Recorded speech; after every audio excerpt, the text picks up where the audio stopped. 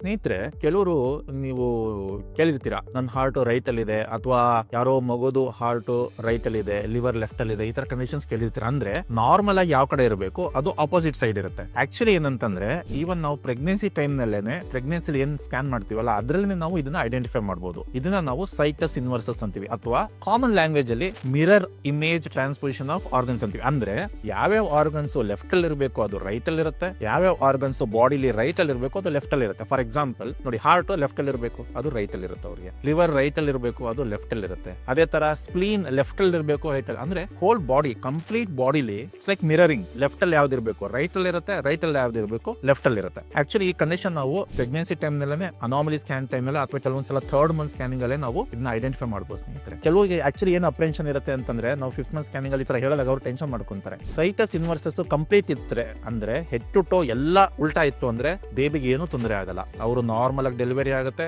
Normal life lead ಮಾಡ್ತಾರೆ. But ಕೆಲವು conditions ಅಲ್ಲಿ ಏನಾಗುತ್ತೆ, ಕೆಲವೊಂದು ಆರ್ಗನ್ಸ್ ಉಲ್ಟಾ ಇರುತ್ತೆ, ಕೆಲವೊಂದು ಆರ್ಗನ್ಸ್ ನಾರ್ಮಲ್ ಇರುತ್ತೆ. ಬಟ್ ಇದು ಸ್ವಲ್ಪ ಕಾಂಪ್ಲಿಕೇಶನ್ಸ್ ಆಗುತ್ತೆ. ನೋಡಿ, ಪ್ರಕೃತಿ ಎಂತ ಕಲೆಗಾರ ಅಲ್ವಾ. ಇದೊಂಥರ ವಿಸ್ಮಯಕಾರಿ ವಿಷಯ ನಿಮ್ಗೆಲ್ಲ ತಿಳಿಸಬೇಕು ಅನ್ನಿಸ್ತು, ಹಾಗಾಗಿ ನಾನು ಈ ವಿಡಿಯೋ ಮಾಡಿದೆ ಸ್ನೇಹಿತರೆ. Thank you.